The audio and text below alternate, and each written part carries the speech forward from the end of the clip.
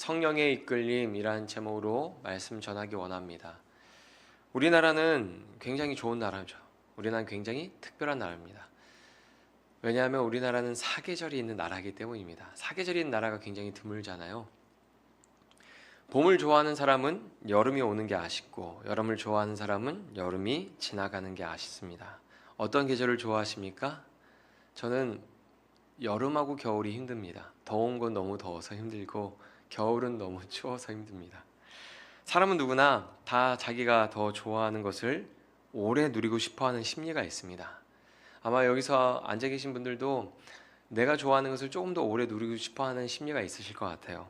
일반적인 사람은 오늘 말씀에 나오는 빌립처럼 사마리아를 떠나는 게 아쉬울 겁니다. 근데 빌립은 하나도 아쉬워하지 않고 하나님의 명령을 따라 발걸음을 옮겼습니다. 예루살렘 교회에 큰 박해가 일어났을 때 빌립은 사마리아로 향했습니다. 그곳에서 박해를 각오하고 복음을 전했습니다. 하지만 박해가 일어나기는커녕 오히려 사람들이 복음을 받아들이고 세례를 받았습니다. 예루살렘에서 경험했던 부흥의 역사가 사마리아에서도 일어났습니다. 정말 놀라운 은혜가 아닐 수 없습니다. 그때 하나님이 주의 사자를 보내서 빌립에게 명령하셨습니다. 오늘 본문 26절입니다. 같이 한번 읽어보겠습니다. 주의 사자가 빌립에게 말하여 이르되 일어나서 남쪽으로 향하여 예루살렘에서 가사로 내려가는 길까지 가라 하니 그 길은 광야라. 아멘. 일어나서 가라. 그런데 하나님이 가라고 말씀하시는 곳이 어디입니까? 광야입니다. 하나님이 명령하신 광야는 가사와 예루살렘 사이의 건조한 지역입니다. 이 지역은 거의 비가 오지 않고 황량한 지형으로 유명한 곳입니다. 굉장히 메마른 땅이죠. 말 그대로 황폐하고 텅 빈 광야입니다. 여러분, 인간적으로 생각하면 사마리아의 부흥을 경험했다면 그 힘을 얻어서 더 많은 사람이 있는 곳에 가서 복음을 전해야 될 것 같지 않으세요? 그런데 하나님은 아무도 없는 광야로 가라고 하십니다. 인간적으로 생각하면 따르기 어려운 결정이죠. 여러분, 사마리아를 떠나기 굉장히 어렵고 아쉬울 것 같아요. 생각해 보세요. 예루살렘 교회 공동체 안에서 수많은 사람들이 복음을 듣고 모여서 함께 뜨겁게 예배하고 뜨겁게 기도했던 신앙적인 어떤 경험이 있잖아요. 근데 교회에 박해를 당하고 교회가 폭파돼서 어쩔 수 없이 사마리아 땅에 갔는데 박해를 각오하고 복음을 전했는데 그 땅에 또 놀라운 부흥이 일어났잖아요. 예루살렘 교회에서 경험했던 그 공동체를 다시 경험하고 거기서 이제 은혜를 누리면 얼마나 좋아요. 그런데 누리기도 전에 주의 사자를 보내서 일어나서 가라. 거기가 광야인 거예요. 베드로와 스데반과 빌립이 한 성령 안에서 복음을 전할 때 서로 다른 결과를 얻었습니다. 베드로는 3,000명이 회개하고 돌아오는 경험을 했고 스데반은 복음을 전하다 돌에 맞아 죽었습니다. 빌립은 적대감을 가지고 있던 사마리아 사람들이 복음을 듣고 세례를 받는 경험을 했습니다. 하나님이 우리를 어떻게 인도하실지 우리는 알 수가 없습니다. 그래서 그 과정이 때로는 힘들고 어렵게 느껴질 때가 있습니다. 결과를 알고 가면 마음이 편할 것 같은데 항상 하나님은 보여주시지 않고 일어나서 가라고 말씀하십니다. 왜냐하면 우리에게 순종을 원하시기 때문입니다. 하나님을 신뢰하고 믿음으로 나아가는 것을 원하시기 때문입니다. 결과를 다 알고 가는 건 순종이 아니죠. 결과를 다 알고 가는 건 믿음이 아닙니다. 사도행전 8장 26절에서 일어나서에 사용된 헬라어는 아니스템이라는 단어입니다.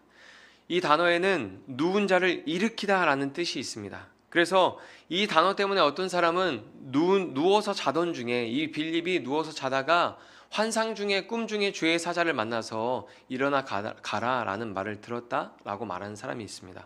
그런데 이 단어에는 일어서다라는 의미 외에도 출발하다, 시작하다와 같은 의미로도 사용되었습니다.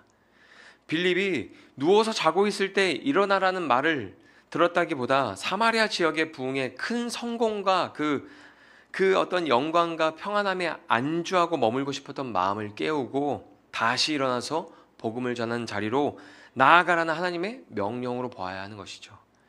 빌립은 사마리아에서 놀라운 부흥을 경험하고 큰 영향력을 얻었지만 성령의 명령에 순종하여 그 모든 영광과 평안을 뒤로하고 광야로 향했습니다. 현실에 안주하지 않고 하나님의 부르심에 순종해서 계속 앞으로 나아갔습니다. 이 말씀을 보면서 저는 두 가지 생각이 났습니다. 돌아보면 저도 사역을 그만둘 때 제가 그만두고 싶어서 그만뒀던 적이 한 번도 없었던 것 같아요. 부흥을 경험하고 이제 교회에 너무 재밌게 사역하고 막 이럴 때쯤에 항상 하나님께서 제 자리를 옮기셨습니다. 이제 막 모든 것이 다 세팅이 돼서 항상 같이 은혜 누리고 막 재밌을 때 옮기게 하시는 거예요. 제가 원하지 않아도 항상 하나님의 인도하심 가운데 자리를 옮겨야 했습니다.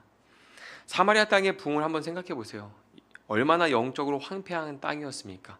하나님 없이 텅 빈 땅에 요행을 따르는 사람들이 있었습니다. 마술사 시몬을 따르는 신분과 상관없이, 가난하고 부자인 것과 상관없이 마술사 시몬을 따르는 사람들이 많았습니다. 그 황폐한 땅, 텅 빈 땅에 요행을 따르는 사람들이 많았습니다. 그런데 그곳에 복음이 들어가고 텅 빈 곳에 진리가 자리를 잡았습니다. 빌립은 예루살렘 교회 공동체에서 경험한 예배와 교제를 그곳에 있는 사람들과 동일하게 누리고 경험했을 겁니다.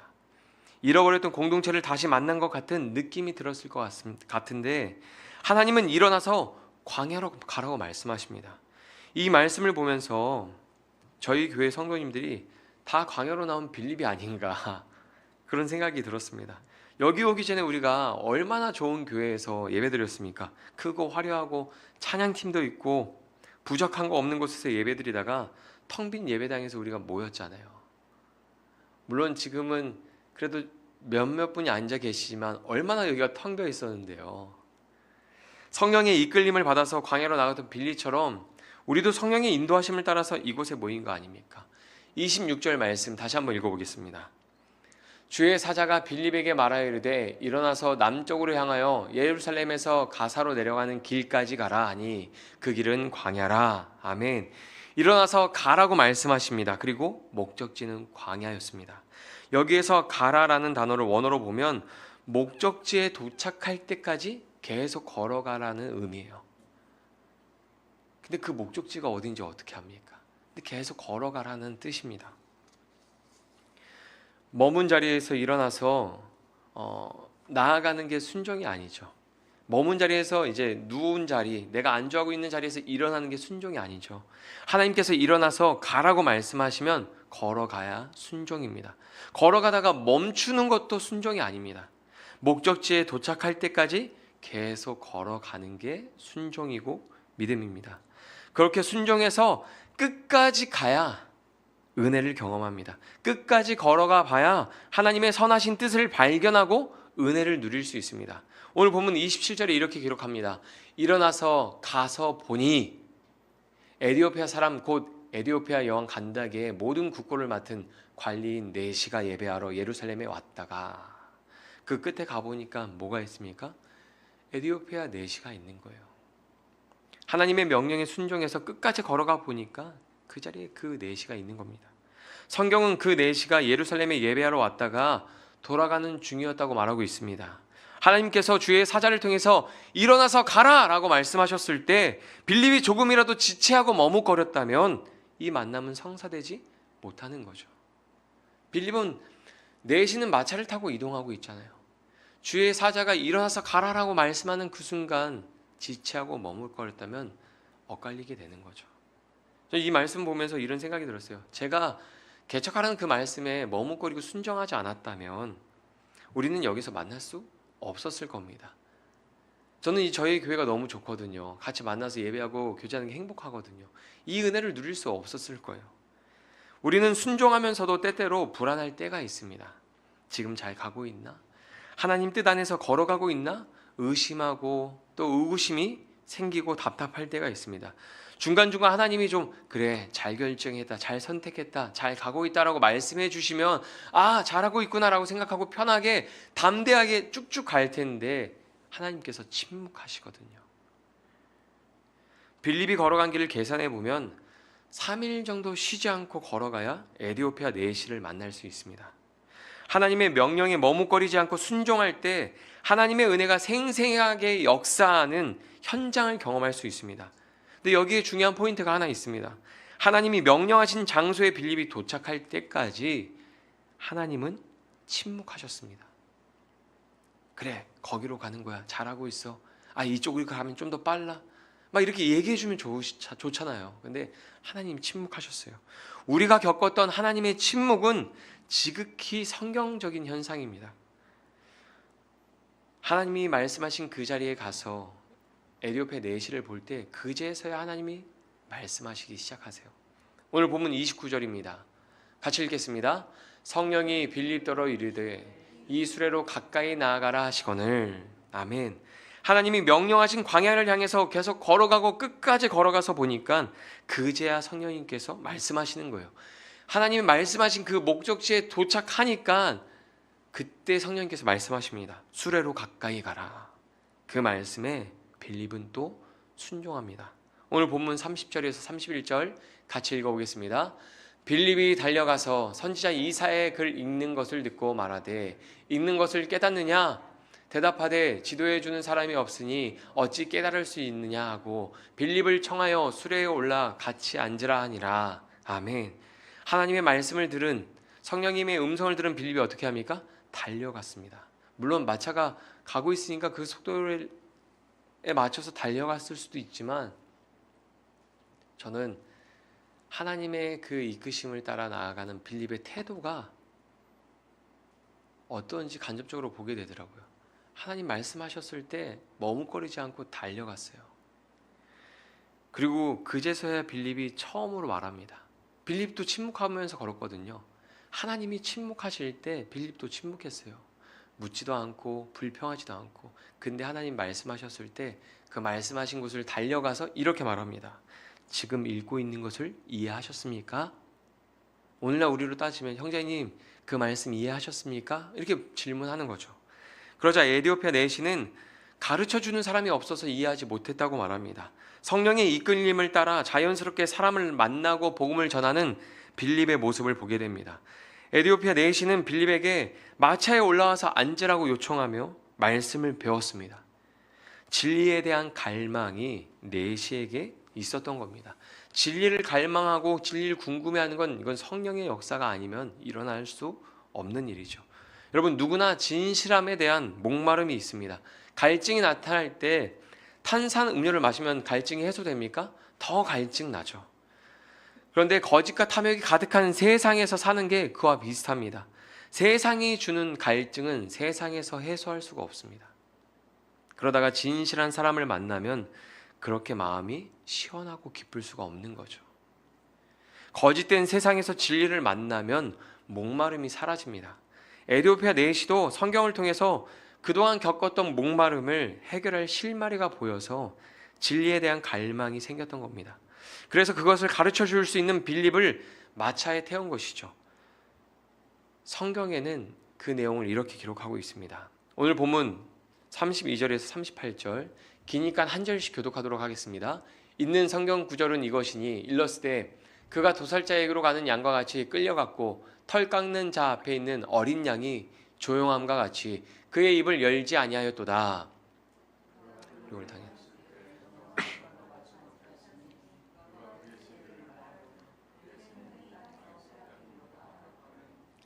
그 내시가 빌립에게 말하되 청컨대 내가 묻노니 선지자가 이 말한 것이 누구를 가리킴이냐 자기를 가리킴이냐 타인을 가리킴이냐.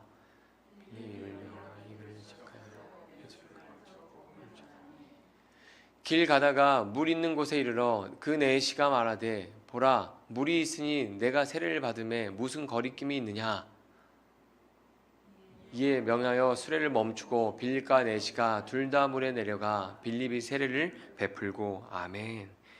에디오피아 내시가 읽고 있던 말씀은 이사야서에 기록된 메시아에 대한 글이었습니다. 그것을 빌립이 풀어서 설명해 주면서 예수 그리스도의 복음을 전했고 내시는 그 복음을 받아들였습니다. 그리고 세례를 받았습니다. 예수님이 하나님의 아들이시며 나를 위해서 십자가에서 죽으셨다는 것을 믿는다면 세례를 받는 것을 주저할 필요가 없습니다. 예를 들어서 내가 지금 술을 마시는데 세례를 받을까 말까, 세례를 받기 위해서 내가 먼저 술을 끊고 세례를 받아야겠구나 라고 생각하는 사람들은 방황합니다. 신앙생활할 때 방황하고 신앙이 자라지 않습니다. 내시는 그의 모습이나 생활과 상관없이 성경에 기록된 그리스도가 예수님이라는 사실을 믿음으로 받아들이고 믿음을 고백했습니다. 오늘 우리가 읽은 성경책 37절이 누락되어 있는데 성경 밑에 나오는 각주를 보면 이런 기록이 있습니다. 성경책 보면 각주가 있거든요. 내가 마음을 온전히 하여 믿으면 가하니라. 대답하여 이르되 내가 예수 그리스도께서 하나님의 아들이신 줄을 믿노라. 세례를 제가 받는데 꺼리낌이 있을까요? 네가 예수님을 그리스도를 믿는다면 받아도 된다. 저는 믿습니다. 그래서 세례를 베푼 거예요. 내 시도 주는 그리스도시여 살아계신 하나님의 아들이신 것을 내가 믿나이다 라고 고백한 겁니다. 황폐한 땅, 열매가 맺을 수 없을 것 같은 그 척박한 땅에서 하나님은 열매를 맺게 하셨습니다. 에디오피아 내시를 만나서 열매를 맺게 하신 거예요. 그 땅에 세례를 베풀 수 있는 물이 있었던 것도 놀라운 기적입니다. 여러분, 우리가 세례할 때 우리는 이렇게, 장로교는 이렇게 세례하잖아요. 물을 이렇게 묻혀서. 근데 당시 어떻게 세례했습니까? 물에 들어갔다 나왔잖아요. 그렇게 척박하고 황량한 땅에 그런 물이 있다는 것은 하나님의 예배하심이고 기적입니다. 하나님께서 내시와의 만남과 세례를 예배해 놓으신 게 아니라면 설명할 수 없는 기적입니다. 그 땅은 먼지만 날리는 황량한 땅이었기 때문입니다. 오늘 본문 38절에서 39절에 이렇게 기록하고 있습니다. 같이 읽겠습니다. 이에 명하여 수레를 멈추고 빌립과 내시가 둘 다 물에 내려가서 빌립이 세례를 베풀고 둘이 물에서 올라올 새 주의 영이 빌립을 이끌어 간지라. 내시는 기쁘게 길을 가므로 그를 다시 보지 못하니라. 아멘. 그리스도와 연합하여 한 몸을 이루는 영광스러운 세례를 내시가 받게 되었습니다. 이 순간 천국에서는 놀라운 축제가 열렸을 거예요. 다윗은 분명히 천국에 또 옷이 흘러내릴 정도로 막 춤추면서 신나서 찬양하면서 할렐루야 막 그랬을 것 같아요. 세례를 받는 것을 주저하지 않으시기 바랍니다. 세례는 삶이 변화되어야 받는 게 아니라 진리를 받아들이고 믿음을 고백할 때 받는 겁니다. 믿음을 가졌다면 당연히 삶의 변화도 나타나야 합니다. 하지만 그것은 시간이 필요한 거죠. 우리의 신앙을 돌아보면 우리 믿음을 가졌지만 성경에서 말하고 있는데 우리 삶이 변하는데 얼마나 오랜 시간이 걸렸습니까? 믿음이 삶에서 드러나고 변화되는데 시간이 필요한 거죠. 성경을 보면 빌립이 세례를 베풀고 참 신기한 일이 일어났습니다. 물에 들어갔다가 나올 때 성령이 빌립을 이끌고 갔습니다. 원어적인 의미를 살펴보면 내시에게서 빌립을 빼앗아 가셨습니다. 빼앗아 가다라는 뜻이요. 이끌어 갔다라는 뜻이. 내시의 입장에서 보면 정말 신기하면서도 당황스러운 일입니다. 신앙생활을 시작할 수 있도록 누가 도와줬습니까? 빌립이 도와줬습니다.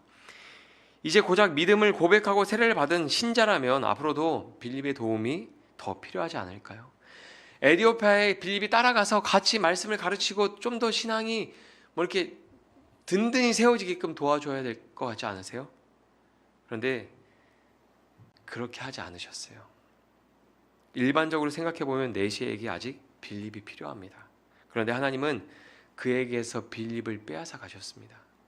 다시는 그를 보지 못했다고 말씀하고 있습니다. 우리도 신앙생활을 하다 보면 내시와 같은 일을 겪을 때가 있습니다. 나에게 좋은 영향을 준 멘토, 그런 사람들을 만날 때가 있죠. 그리고 좋은 교회나 공동체를 만날 때가 있습니다. 그런데 그 사람과 공동체 또한 그 역할이 끝나면 하나님은 그 사람을 옮기십니다. 우리에게서 빼앗아 가십니다. 성경이 설명하고 있지 않지만 딱 하나 이유를 찾는다면 신앙을 가진 이후에 사람들이 다른 것이 아닌 오직 하나님만 의지하고 하나님만 찾고 하나님과 동행하며 믿음으로 나아가는 것을 원하시기 때문이죠. 우리가 신앙생활 할 때 얼마나 사람 의존적으로 신앙생활 합니까? 얼마나 교회 의존적으로 신앙생활 합니까? 하나님은 하나님만 찾고 하나님만 의지하며 하나님과 동행하는 그 신앙의 여정을 우리에게 원하시는 거죠. 로마서 8장 26절에 보면 이렇게 기록합니다. 같이 읽어보겠습니다. 이와 같이 성령도 우리의 연약함을 도우시나니 우리는 마땅히 기도할 바를 알지 못하나 오직 성령이 말할 수 없는 탄식으로 우리를 위하여 친히 간구하시니라. 요한복음도 같이 읽어보겠습니다. 보혜사 곧 아버지께서 내 이름으로 보내실 성령 그가 너희에게 모든 것을 가르치고 내가 너희에게 말한 모든 것을 생각나게 하리라. 아멘. 성령님이 우리를 도우십니다. 아멘. 우리의 연약함을 성령님이 도우십니다. 성령님이 진리를 깨닫게 하십니다. 성령이 없는 사람은 진리를 깨닫지 못합니다.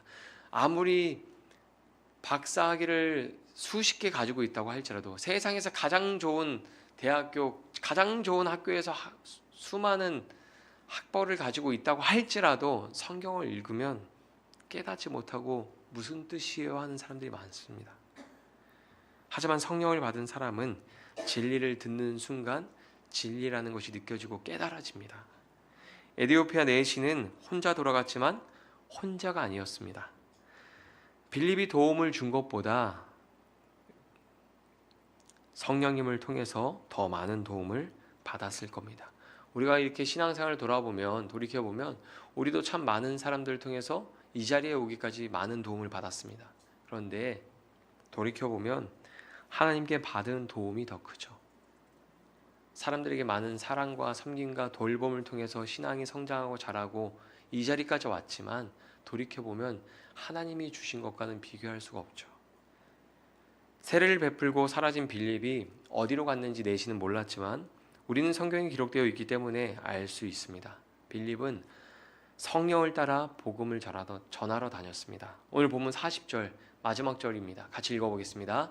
빌립은 아소도에 나타나 여러 성을 지나 다니며 복음을 전하고 가이사랴에 이르니라. 아멘.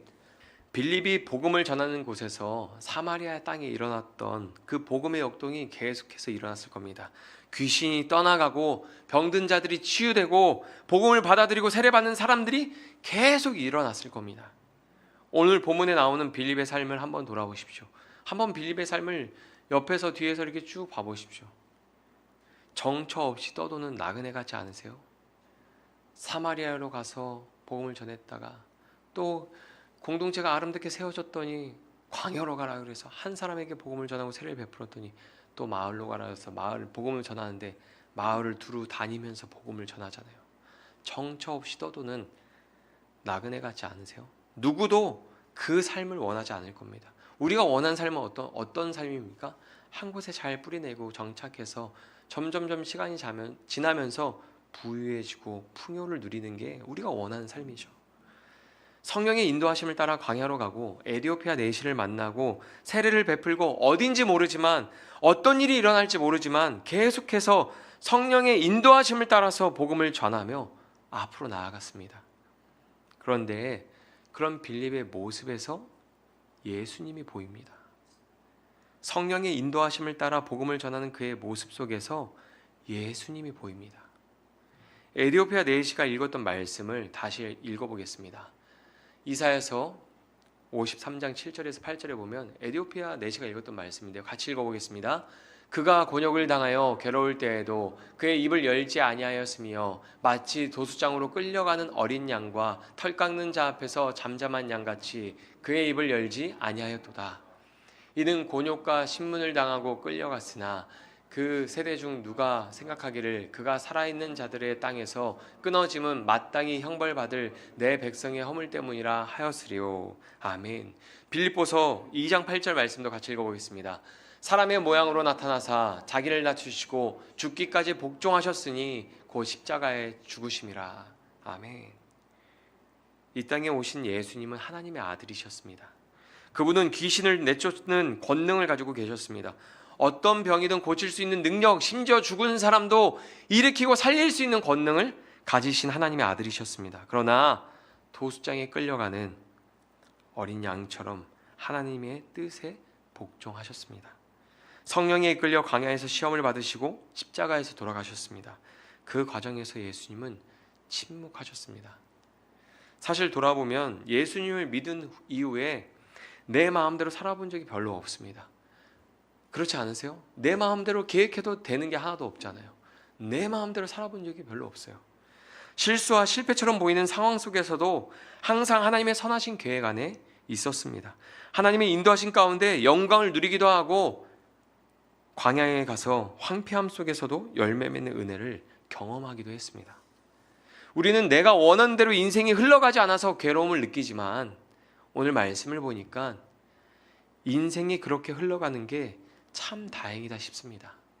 내 생각대로 내 계획대로 흘러가지 않고 하나님의 인도하심을 따라 내 인생이 흘러가는 게 얼마나 다행이고 은혜인지 모릅니다. 예수님을 닮은 빌립처럼 하나님은 우리를 그 길로 인도하고 계신다는 생각이 듭니다. 하나님이 원하는 사람이 되십시오. 하나님이 원하는 길을 걸어가십시오. 내가 원하는 사람이 되고 내가 원하는 길을 가려고 하지 마시고 하나님이 원하는 사람이 되고 하나님이 원하시는 길로, 이끄시는 길로 가시기 바랍니다. 성령의 인도하심을 따라 하나님이 인도하시는 곳으로 계속 걸어가십시오. 끝까지 걸어가면 그곳에서 하나님이 예비해 놓으신 은혜를 경험하게 될 것입니다. 아직 끝나지 않았습니다. 우리의 그 신앙의 여정이 아직 끝나지 않았습니다. 바울은 빌립이 경험했던 성령의 강력한 인도하심을 이렇게 표현했습니다. 고린도후서 5장입니다. 그리스도의 사랑이 우리를 강권하시는도다. 우리가 생각하건대 한 사람이 모든 사람을 대신하여 죽었은즉 모든 사람이 죽은 것이라. 그가 모든 사람을 대신하여 죽으심은 살아있는 자들로 하여금 다시는 그들 자신을 위하여 살지 않고 오직 그들을 대신하여 죽었다가 다시 살아나신 이를 위하여 살게 하려 함이라. 아멘. 우리도 지금 이런 고백을 할 수 있기를 바랍니다. 그리고 노년에 가서도 바울처럼 이 고백이 변함없기를 바랍니다. 내게 주신 그리스도의 십자가 사랑이 너무 강력해서 너무 커서 그 사랑에 떠밀려서 이 자리까지 왔습니다. 그래서 내가 오직 살아도 주를 위해서 살고 죽어도 주를 위해서 사는 인생이 되었습니다 라고 고백할 수 있기를 축원합니다. 여러분, 사도행전을 볼 때 사람들을 통해서 복음이 전해지고 어떤 변화가 일어나는지를 살피는 것보다 더 중요한 게 있습니다. 오순절 성령 강림 이후에 성령님께서 교회와 성도들을 어떻게 이끌고 가시는지를 살피는 겁니다. 그 성령의 인도하심 안에서 복음이 전파되고 교회가 세워지고 사람들이 흩어지고 다시 복음이 전파되었습니다. 그렇게 열방의 교회가 세워지기 시작했습니다. 지금은 알 수 없지만 계속 걸어가 보면 그 끝에 도착했을 때 하나님의 숨겨진 의도를 발견할 수 있을 겁니다. 우리가 살면서 이해되지 않은 많은 일들 아직 있으시죠? 근데 그 끝에 가보면 하나님의 뜻을 발견하고 이해되고 하나님이 예배해 놓으신 놀라운 은혜를 누릴 수 있을 겁니다.